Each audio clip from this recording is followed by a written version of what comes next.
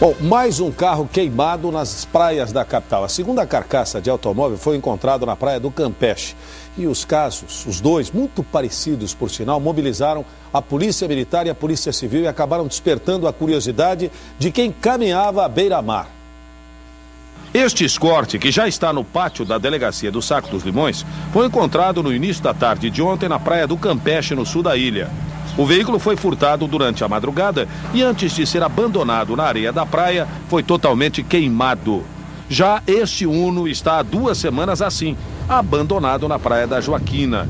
Nem a Polícia Militar, nem a Polícia Civil tinham conhecimento do fato, pois não houve qualquer tipo de registro do caso. A suspeita é de que o carro também tenha sido furtado e pelos mesmos bandidos que parecem estar provocando a polícia. O que não seria nada absurdo, né? Mais uma provocação. Só hoje a Secretaria de Serviços Públicos da capital enviou uma equipe para avaliar a situação, especialmente essa aí da Joaquina. Aliás, essa segunda. O veículo continua lá na praia da Joaquina, queimado e praticamente dentro d'água.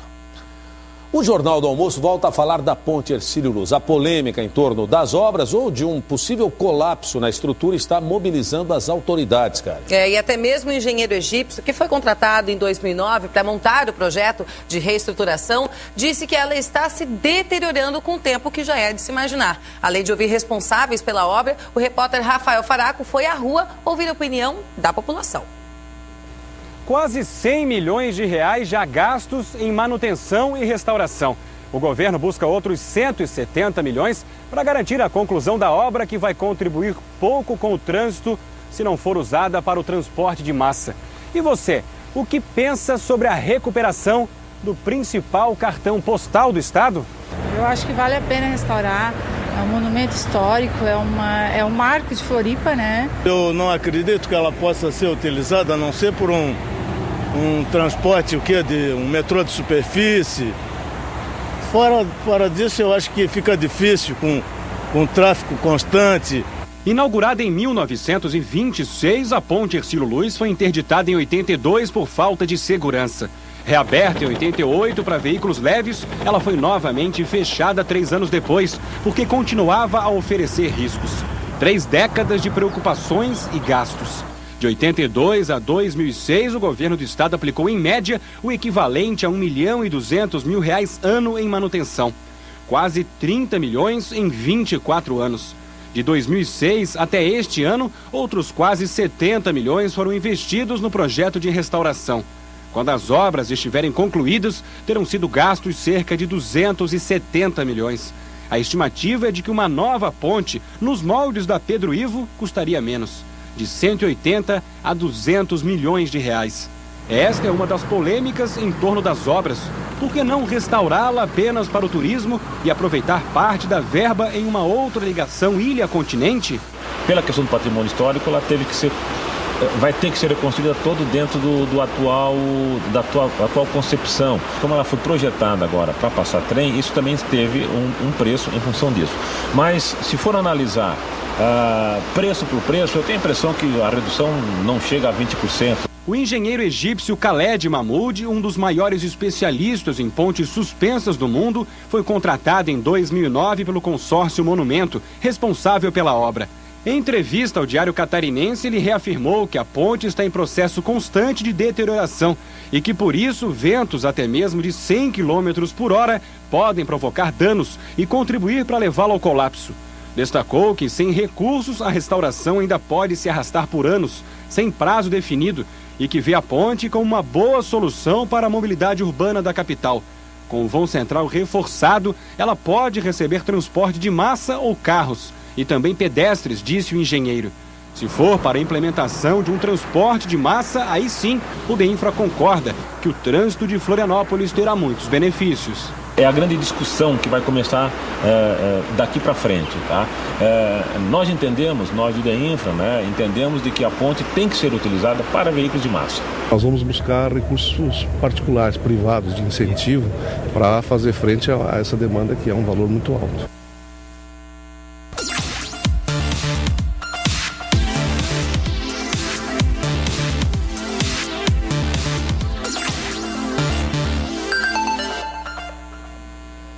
Você Você vai conhecer agora a história de seu José, nosso telespectador dos ingleses, que vive uma senhora dor de cabeça desde que comprou seu último carro. Mesmo sendo um seminovo, ano 2004, era para ser um veículo tipo turbo, turbinado. Só que, na verdade, ele quase não passa dos 40 por hora. E isso só foi descoberto quando o nosso cidadão JA de hoje pegou a estrada para viajar. Confira. Este carro era o sonho dourado de seu José. Era, não fosse a dor de cabeça que ele vem provocando desde outubro do ano passado, quando o negócio foi fechado. Eu comprei esse carro numa revenda de carros em São José. Em dezembro eu viajei e notei que a caminhoneta não andava. Ela tinha um problema, ela não andava, ela não desenvolvia, não havia jeito. Nessa viagem que eu fiz, eu passei por Alegrete, que é a minha terra natal, inclusive, e procurei um mecânico que sempre foi meu mecânico. Eles trocaram o filtro de ar, trocaram o filtro original da gasolina, que ainda era o original lá embaixo, e trocaram a bomba da gasolina. Para ver se resolvia. Para ver se resolvia. A caminhoneta não resolveu. Cheguei em janeiro aqui em Florianópolis e imediatamente fui procurar a revenda a qual eu comprei o carro. Falei com o vendedor e ele me disse que não podiam fazer nada. Ué, mas não estava na garantia? Estava na garantia. É de quantos meses a garantia? 3 meses. 3 meses. Outubro, novembro, dezembro, janeiro. 3 meses. 3 meses. Eu procurei um mecânico aqui nos ingleses, ele foi e testou o tal de... É tipo de um turbo que a caminhoneta tem, o Supercharger, que essa caminhoneta é o Supercharger. Supercharger. O que é o que esse Supercharger seria o tipo de um turbo.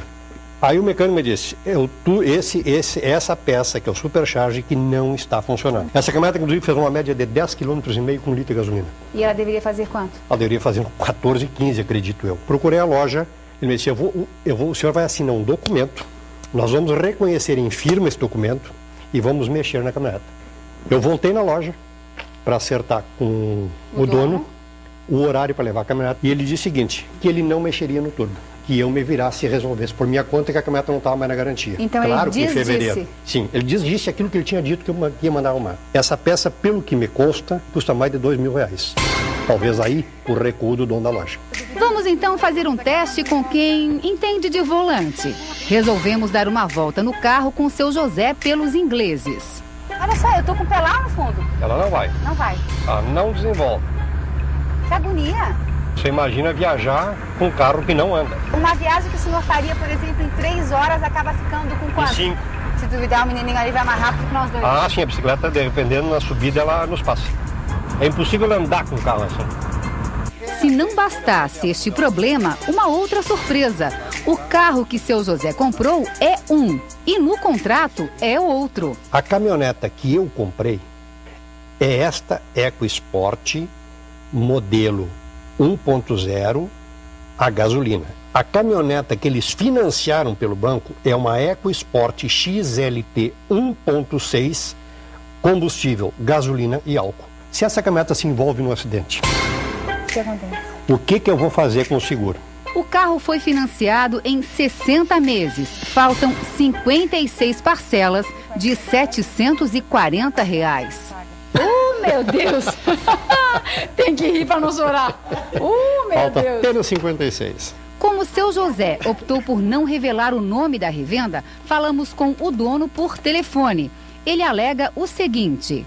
Ele foi 15 dias após acabou a garantia. Se estivesse dentro do prazo, eu não teria nem o que falar. O que ele reclama é que tu te comprometestes a resolver a situação e depois destes para trás, foi o que ele disse. Eu não prometi, entendeu? E preste bem atenção, o próprio dono da revenda reconhece. O carro realmente ele não anda. Mas na hora de vender o carro, tu explicas para o comprador que esse carro não anda? Não, eu não sabia disso também. É um carro que saiu de fábrica. Que confusão. Quer dizer que de super aí não tem nada. Tá meio fraco o negócio. É um embrulho que eu entrei. É verdade.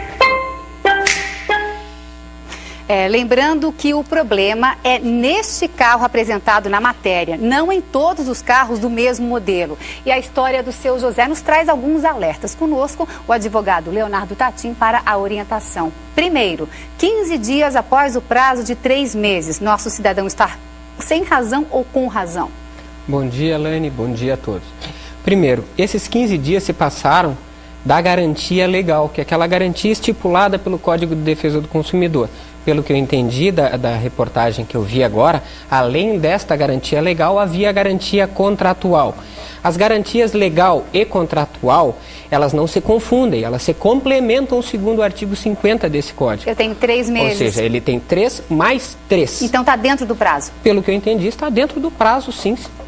Apesar de que eu peço às pessoas que forem comprar bens usados, veículos usados, exija a garantia contratual por escrito. Peça a nota fiscal para que se possa comprovar se ele comprou um 1.6 ou um 1.0.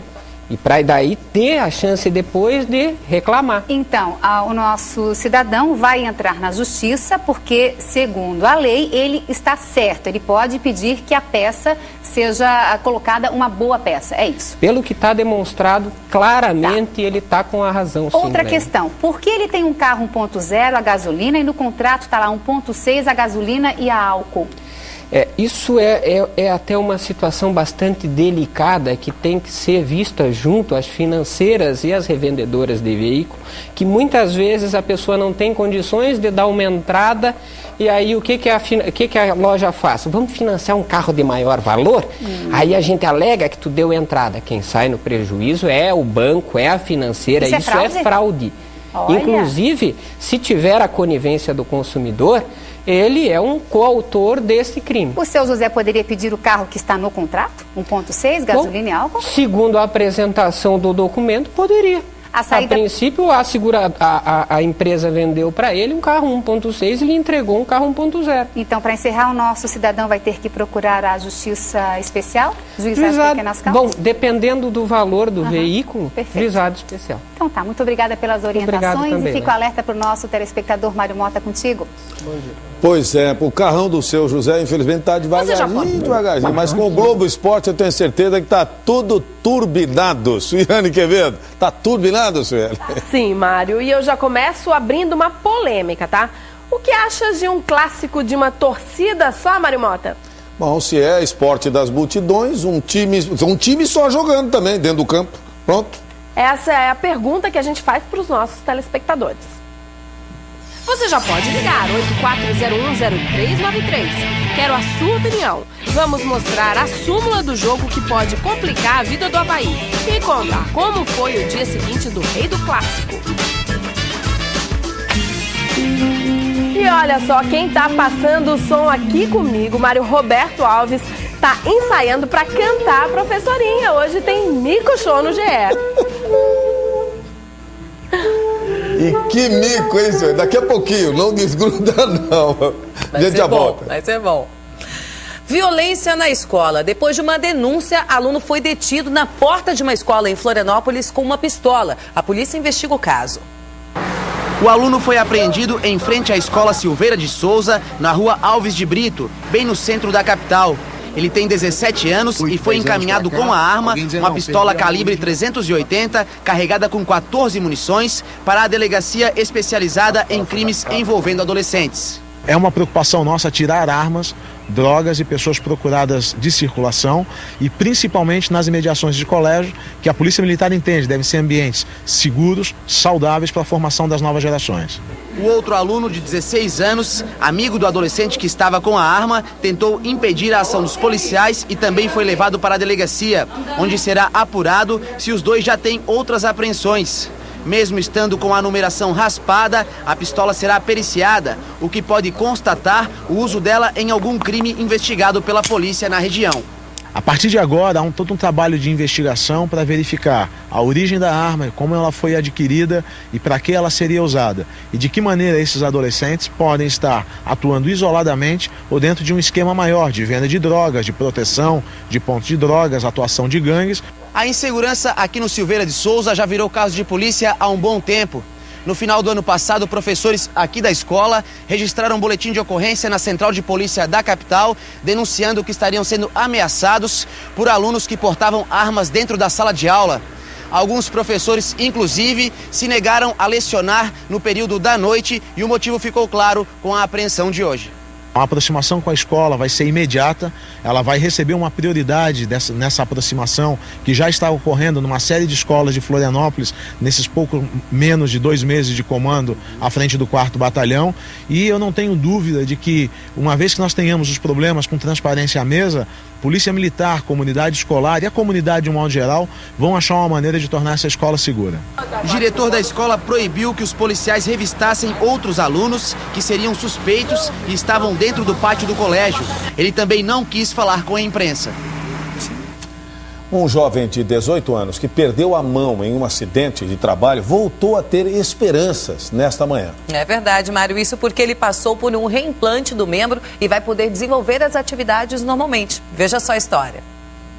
Ele já consegue mexer os dedos. É o milagre da medicina para Brian, de apenas 18 anos. Na última terça-feira, o garoto teve a mão direita cortada no trabalho por uma máquina de triturar plástico.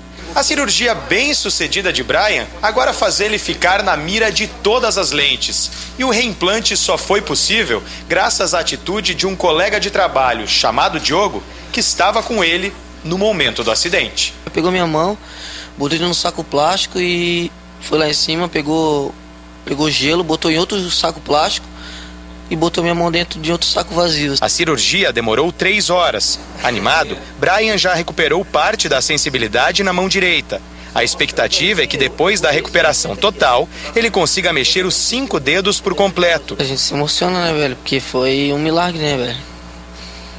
Deus que guiou esses médicos aí pra mim e pra me dar minha mão de volta.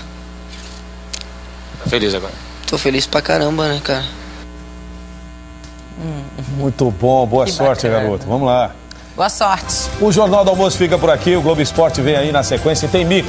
Vamos fazer uma boa tarde? Mico Show. A gente se encontra amanhã. Tchauzinho.